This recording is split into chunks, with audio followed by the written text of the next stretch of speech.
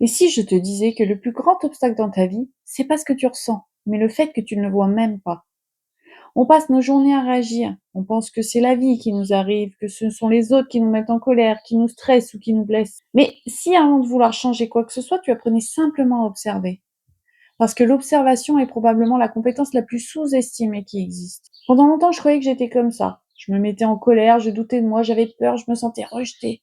Je pensais que c'était moi, les autres, ce qui m'arrivait, les situations. Puis, un jour, j'ai commencé à observer au lieu de réagir.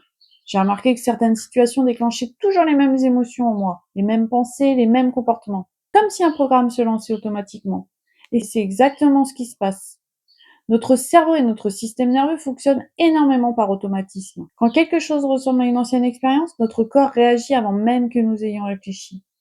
Et tant qu'on ne l'observe pas, on croit que c'est la réalité. Alors que ce n'est souvent qu'une ancienne manière de fonctionner qui se rejoue. L'observation ne consiste pas à se juger, au contraire. C'est pas je suis nul, pourquoi je fais encore ça? C'est plutôt tiens, c'est intéressant. Qu'est-ce qui est en train de se passer en moi? Cette simple question change tout. Parce que tu passes du pilote automatique à la conscience. Et c'est seulement à partir de là que tu peux choisir. Personnellement, j'aime observer 4 choses. Mes pensées, qu'est-ce que je m'en raconte là à l'instant T? Mon corps, est-ce que je me crispe? Est-ce que je suis tendue? Est-ce que ma respiration change ou est-ce que je me sens ouverte, bien? Mes émotions, qu'est-ce que je ressens vraiment derrière cette situation? Et enfin, mes comportements. Pourquoi je fais toujours ce choix? Pourquoi je repousse? Pourquoi je veux fuir? Pourquoi je cherche à contrôler? Petit à petit, toutes ces observations racontent une histoire. Et cette histoire explique souvent pourquoi notre vie se répète. Aujourd'hui, je t'invite simplement à faire une chose. La prochaine fois qu'une émotion apparaît, ne cherche pas à la faire disparaître. Arrête-toi quelques secondes, respire et demande-toi, qu'est-ce que je ressens? Où est-ce que je le ressens dans mon corps? Et comment?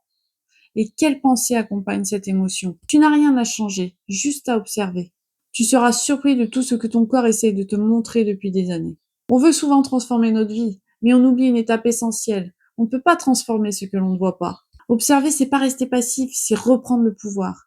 Parce qu'à partir du moment où tu vois tes automatismes, ils commencent déjà à perdre de leur force. Dis-moi en commentaire, est-ce que tu as déjà remarqué un comportement ou une émotion qui revient toujours dans les mêmes situations? J'aimerais beaucoup lire ton expérience.